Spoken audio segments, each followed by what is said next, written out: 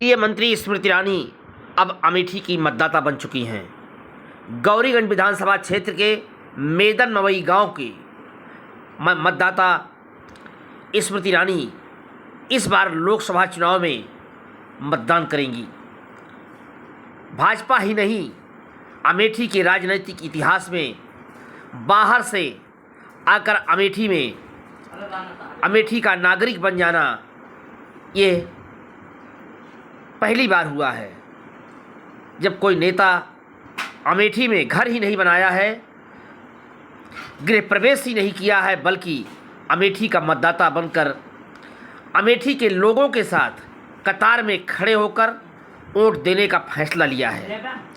स्मृति ईरानी ने अमेठी को परिवार माना और हर कीमत पर परिवार के फर्ज को निभाने का प्रयास किया।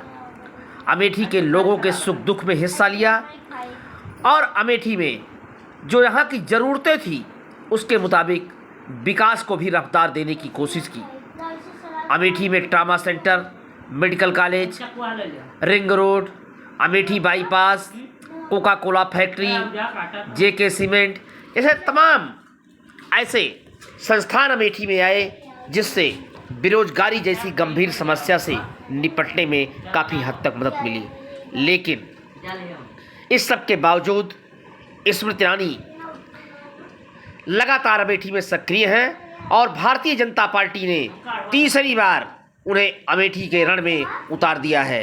स्मृति ईरानी फिलहाल इस समय देश के विभिन्न क्षेत्रों में चुनाव प्रचार में लगी हुई हैं, लेकिन उनके प्रतिनिधि विजय गुप्ता यहाँ पर सियासत का जाल बिछाने में बिल्कुल पीछे नहीं हैं। लगातार लोगों से संपर्क और रणनीति तैयार करने में लगे हुए हैं।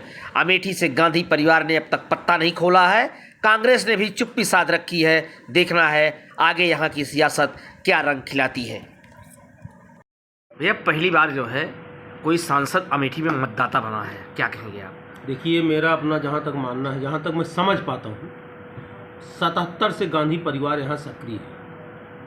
अधिकांश समय कुछ कालखंडों को छोड़ करके अधिकांश समय गांधी परिवार यहाँ था। आज पहली बार इन 40 सालों में, 42 सालों में पहली बार कोई सांसद अमेठी का मतदाता बना है।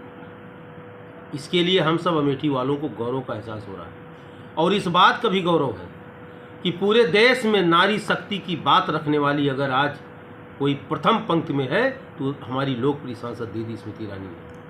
बहनों की लड़ाई, बेटियों की लड़ाई, उनके हक हकूक़ की बात करने वाली पहली ऐसी सांसद है।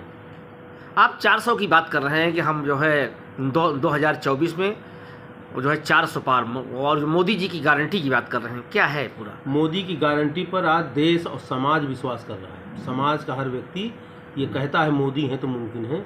400 तो कम है, 400 पार का मतलब ये 425 के पार भी जा सकता है। विपक्ष के पास कोई विकल्प नहीं है। विपक्ष के पास न नीति है, न नियति है और न नेता है। आप देख सकते हैं कि उनके बड़े बड़े रणनीतिकार सब डूबती नाव को छोड़ करके भाग रहे हैं। अमेठी में कांग्रेस अब तक कोई कैंडिडेट नहीं दे पाई है, क्या कहेंगे इस पर? जो नेता अपने क्षेत्र में सक्रिय नहीं रहेगा, चाटकारों के भरोसे जिंदाबाद करवाता रहेगा, उसकी यही दशा होती है। मैं समझता हूँ इससे सबक लेने की बात है और कांग्रेस अगर इससे सबक नहीं ले पा रही है तो भगवान ही मालिक है कांग्रेस।